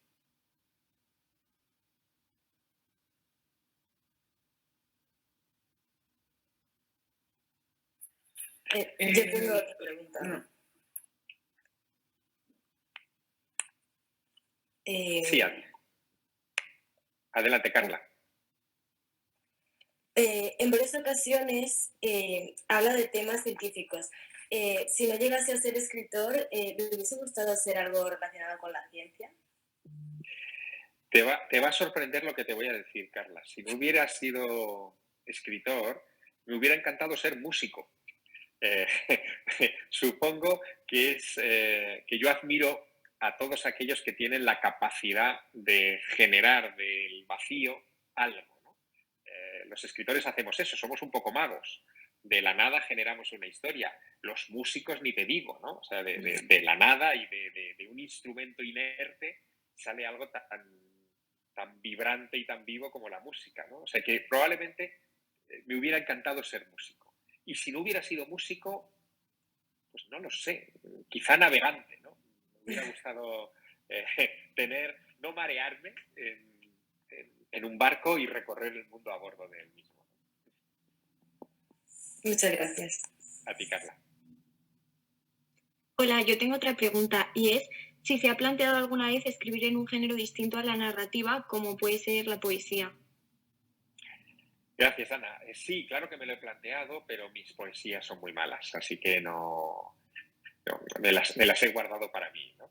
He escrito algo de teatro sin llegar a publicarlo y luego incluso he hecho mis propias incursiones en el mundo del TVO. Yo empecé dibujando viñetas hace ya muchos años, cuando tenía vuestra edad.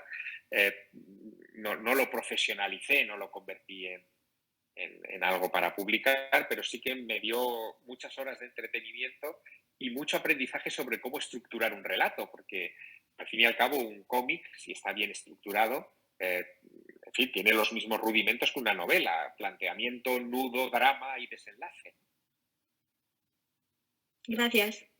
A ti, Ana. Yo tengo una pregunta relacionada a la que va a hacer mi compañera Ana, y como acaba de usted decir, es si las ilustraciones que encontramos a lo largo del libro las ha hecho usted mismo, o ha conocido a alguien y que le ha hecho el favor de hacerle las ilustraciones. Sí, no las he hecho yo. Las ha hecho un ilustrador profesional.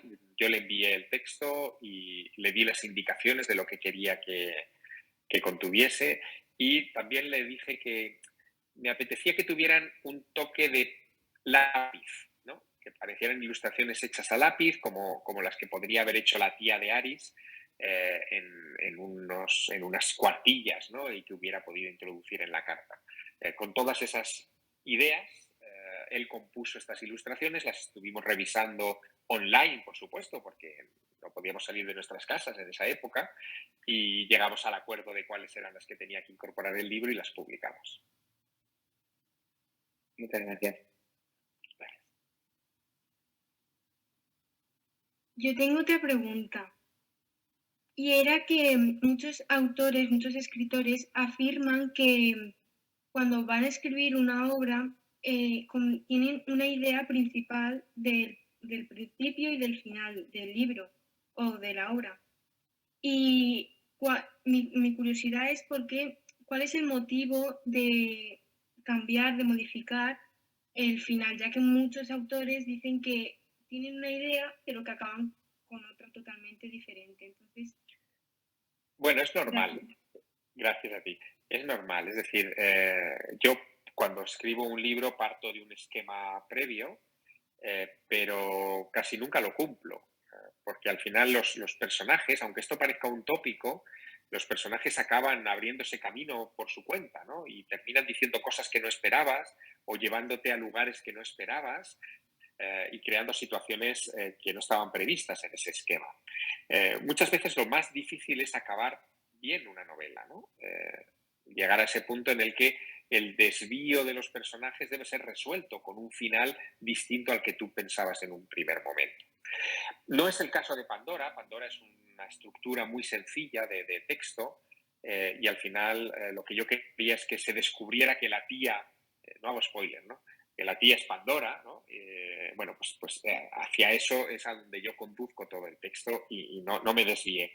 Pero en otras novelas he tenido que enfrentarme al desafío de mis propios personajes, ¿no? Que han decidido irse por otros lados. Gracias. A ti. Vale, yo tengo otra pregunta.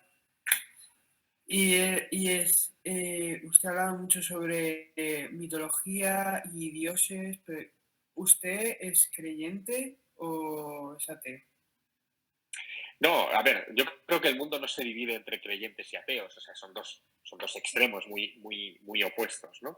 Yo te diría que yo soy un buscador, es decir, yo quiero creer, no creo, sino que quiero creer, que me gusta encontrar cosas que me den confort al alma, ¿no? Pero muchas veces no las encuentro, o cosas en las que puedo creer las pongo tan en duda en algún momento que debo seguir buscando, ¿no? El problema de declararse creyente es el dogma. Algo se reflexiona en el libro al respecto, ¿no? Las religiones suelen imponer la verdad, es decir, se acabó la búsqueda. Crees esto porque es el marco de referencia y no hay posibilidad de duda. Y todo el que dude es un hereje, es un disidente, no está dentro del grupo. A mí ese pensamiento me resulta muy duro, ¿no? Yo creo que si hay algo que es inherente a la inteligencia humana es la duda y es necesario para la supervivencia, que es la búsqueda. Y yo estoy en esa situación, en la de la duda y la de la búsqueda. Bueno, ¿eso qué es? ¿Es ser creyente o ser ateo? Pues no es ninguna de las dos cosas. Y es las dos a la vez. Bueno, estamos en ese concepto, ¿no? Muchas gracias. A ti.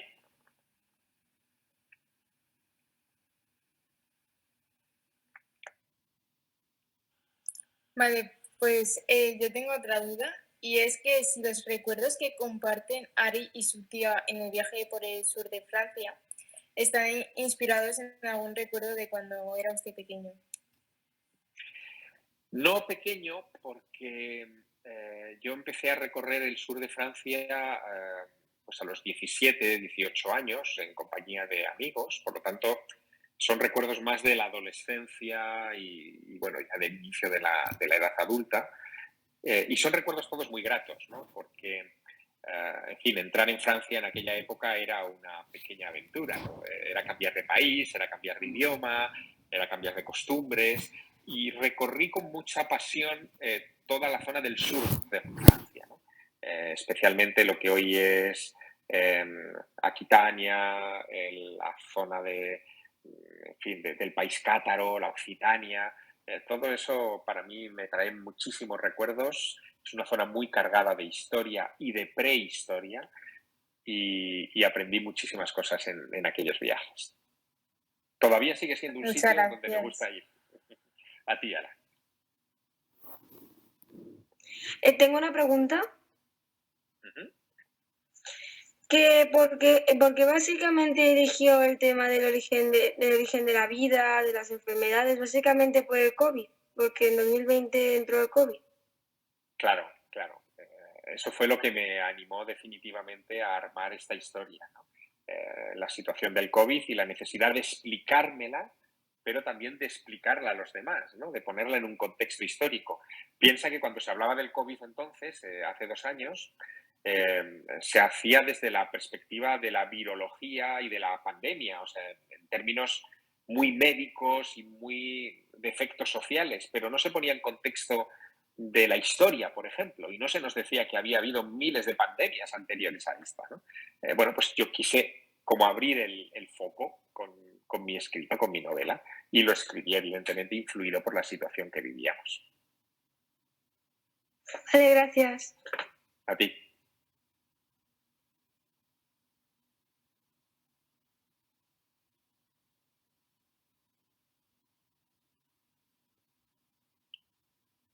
No sé si Javier o, en fin, Vale. o Juana habrán ido contando las preguntas que me habéis hecho, pero han sido muchísimas. Muchas.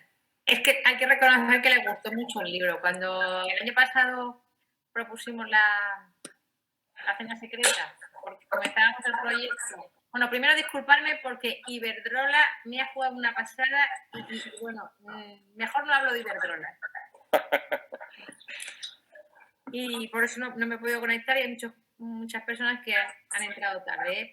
Perdón, pido disculpas. Bueno, que cuando el año pasado propusimos el libro de la cena secreta, pues la verdad que me quedaron encantados con la tertulia, aparte del libro. Entonces, cuando este año estuvimos pensando qué libro podíamos elegir para poder trabajar en los 4 centros, 4 países, a ver, yo reconozco que soy de la parte de ciencias, entonces pues siempre barro para casa. Porque si es que si hay algún escritor que de verdad yo me asombro, es una pregunta que iba a hacer yo ahora, ¿cómo es capaz de relacionar determinados conceptos, introducirlos en una novela, una persona que se supone, que no lo sé, que no tiene esa formación científica, pero no porque se desconozca, porque, por ejemplo, menciona a Arrhenius, que yo estoy segura que la mayoría de gente no sabe quién es Arrhenius.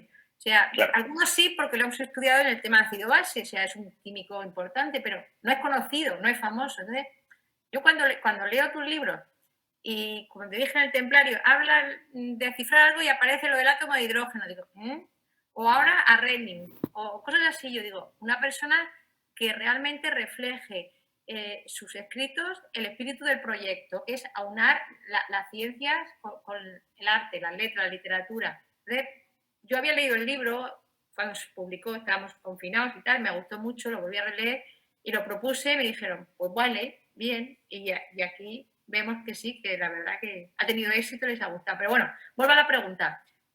Esos científicos que son desconocidos para la mayoría, ¿por qué? Bueno, porque es gente que ha hecho una contribución a la historia del conocimiento muy importante. Puede que no Son sea tan... desconocidos. Bueno, son desconocidos, pero están en la literatura escondidos en alguna esquina, ¿no? Pero a mí me fascina todo lo que está un poco fuera de foco, ¿no?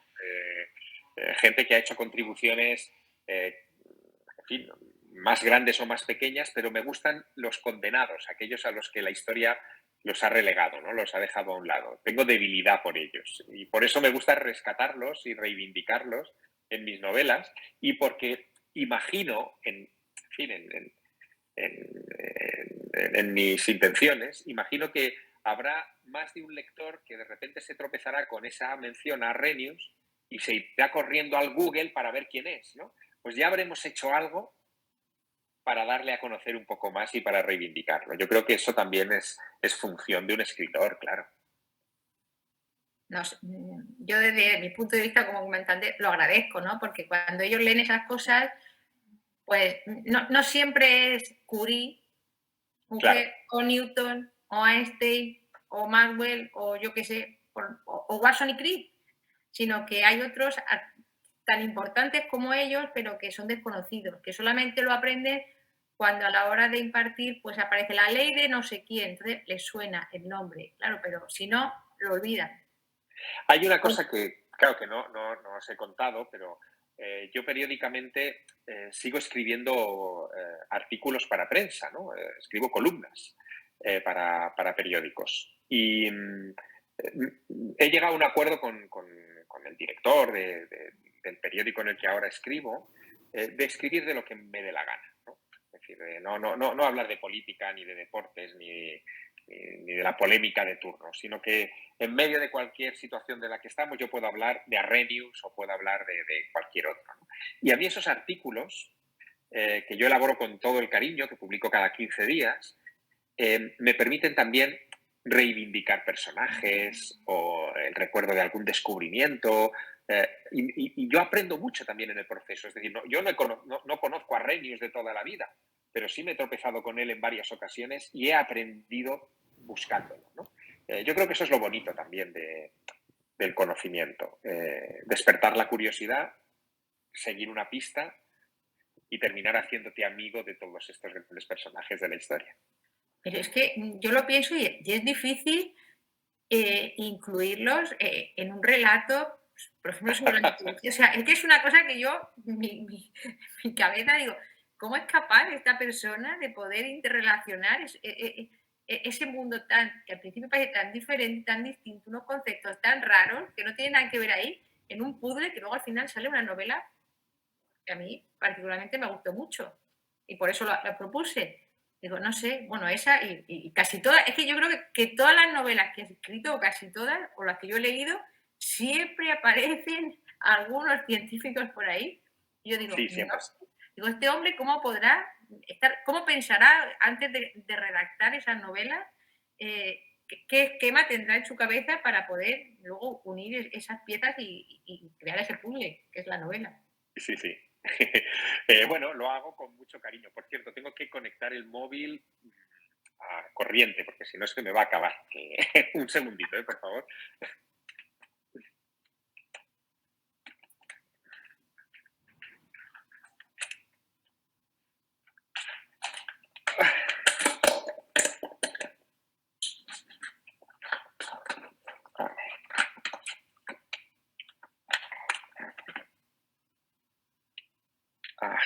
Ay, vale.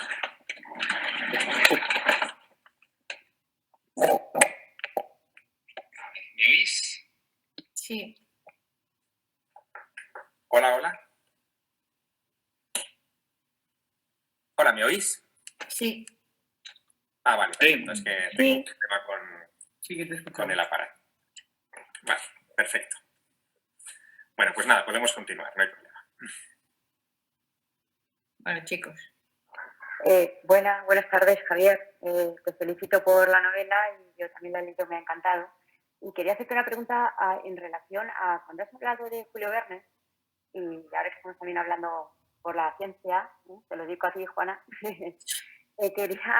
quería saber si tú piensas que por ejemplo, toda la invención que hizo Julio Verne, no sé, submarino, todo lo que en sus novelas refleja en relación a inventos, si es posible que los científicos, a lo largo de, bueno, desde que se publicaron las novelas de Julio Verne, han podido estar de alguna manera influidos porque luego han salido muchas cosas que se han podido inventar a raíz de y Julio Verne las imaginó y de una manera muy específica. Esa era mi pregunta y felicitarte por la novela, que me ha gustado. Muchas gracias. Bueno, Julio Verne tiene una cita muy famosa que responde a tu pregunta, ¿no? Julio Verne decía que cualquier cosa que un hombre sea capaz de imaginar, otro será capaz de llevarla a cabo. Y efectivamente es la función que cumple Verne, ¿no?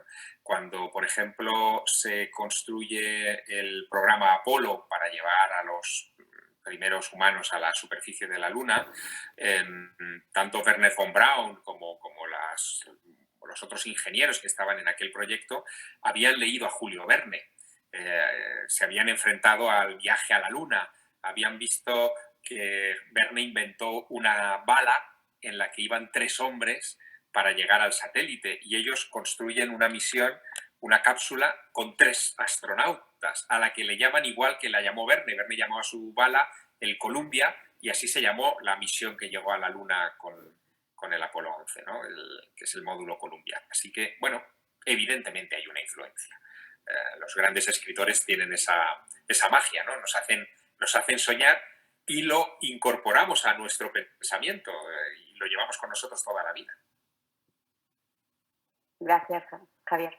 A ti. ¿Puedo preguntarle otra cosa más? Sí, claro, cómo no.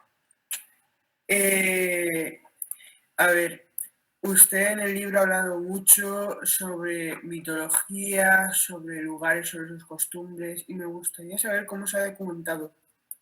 Porque son muchas cosas de las que he hablado y yo estaba intentando antes escribir un libro y me documentaba con internet, pero no me funcionaba a veces del todo. Por lo tanto, me gustaría saber cómo se ha documentado.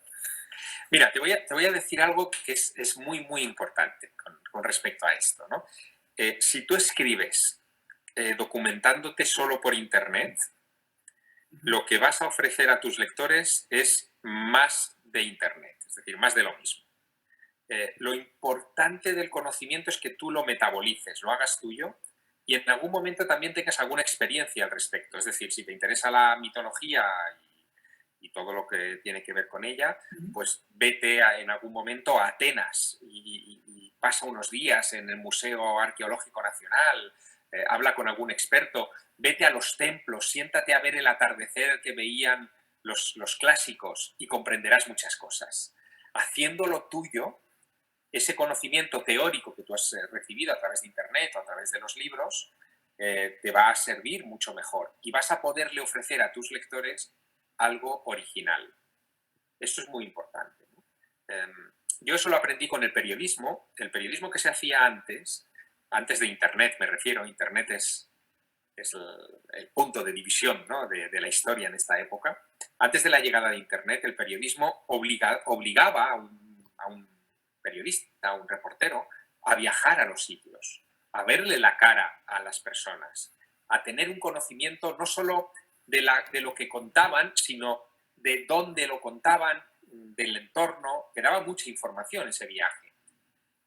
Eso ahora ya no se hace. Ahora te mandan unas preguntas por correo electrónico y ya está, y te pierdes toda esa información de contexto. Era mejor ese periodismo anterior que el que tenemos ahora. Bueno, pues eso mismo aplícalo a tu necesidad de escribir. Lee muchísimo, pero viaja también. Trata de moverte, trata de respirar el aire que respiraban o que van a respirar tus protagonistas. Eso lo va a cambiar todo. Vale. Muchas gracias y felicidades por el éxito de la novela. Gracias.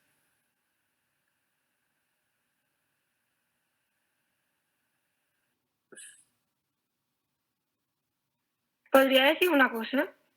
Claro.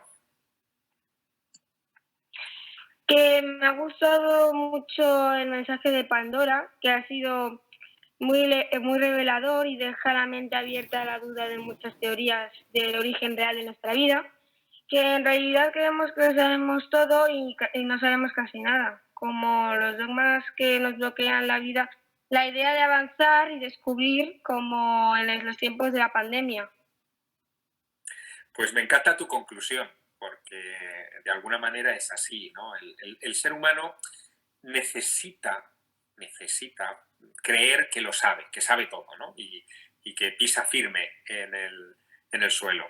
Pero en realidad hay que ser humildes y hay que reconocer que hay muchísimas cosas que no sabemos, que somos infinitamente pequeños dentro del universo, que el planeta Tierra es nada, una arena, un grano de arena en una playa inmensa, rodeada de otros mundos, de otras galaxias, de otras naturalezas que ni imaginamos. Y esa humildad yo creo que nos sitúa en un buen punto, porque nos pone ante las puertas de un universo enorme que no conocemos, pero que nos gustaría explorar. A eso se llama inquietud, se llama curiosidad, y es la energía que yo os pido de verdad que no perdáis nunca. Eso es lo que nos hace la vida mejor, el ser inquietos. Pues sí, gracias. Gracias a ti.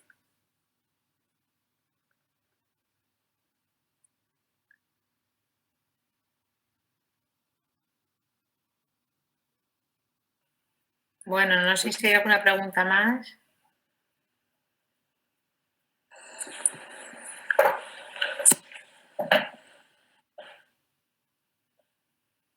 Bueno, han sido muchas, ¿eh? Tenéis que dar un premio bueno, hay varios alumnos que han preguntado muchísimo. Sí, estaban muy interesados. Incluso el lunes cuando llegué a clase dice, profe, ¿qué dice? ¿Visteis ayer la tele el domingo por la noche? Porque lo vimos en la tele en Cuarto Milenio. Digo, hombre, bueno, vale, sí, digo, por lo menos ya le ponéis cara. Claro, qué bien. Sí. Estaban emocionados. Qué bien. Bueno, pues yo también estoy emocionado de haber compartido este rato con todos y ver que lo habéis leído con tanto interés y que teníais tantas preguntas. Es muy buena señal tener siempre tantas preguntas. Supongo que os lo dirá también Juana y os lo dirá Javier, pero al final los alumnos que más se aprecian son aquellos que levantan más veces la mano, ¿no? y que demuestran que tienen interés en la materia. Vosotros lo tenéis. Pues la verdad que muchas gracias por querer compartir este rato con nosotros, por tu amabilidad, tu colaboración. La verdad que sí. En nombre de todos los que formamos parte de este proyecto, darte las gracias. Y para esta zona, ¿algún día vendrás aquí? Sí, tengo que ir, necesariamente. Tengo muchos amigos también en Alicante, así que tengo que ir, claro que sí. A ver si nos podemos ver. Que no sea a través de la pantalla. Sí, ese también será un momento muy bueno, desde luego. Vale. Bueno, pues muchas gracias también por mi parte y lo que ha dicho Juan, a ver si te vemos por Alicante pronto. Perfecto. Bueno, os mando un fuerte abrazo a todos y a todas y un beso muy grande y ojalá efectivamente lleguemos a ese punto y que nos podamos encontrar. Quizá en alguna feria del libro, quizá en alguna presentación y desde luego pasar por el instituto me encantaría. Así que, Pues bueno, invitar queda y recogemos lugar. Perfecto. Gracias. Muchas gracias. Muchas gracias. Muchas gracias. Muchas gracias. Adiós. Adiós.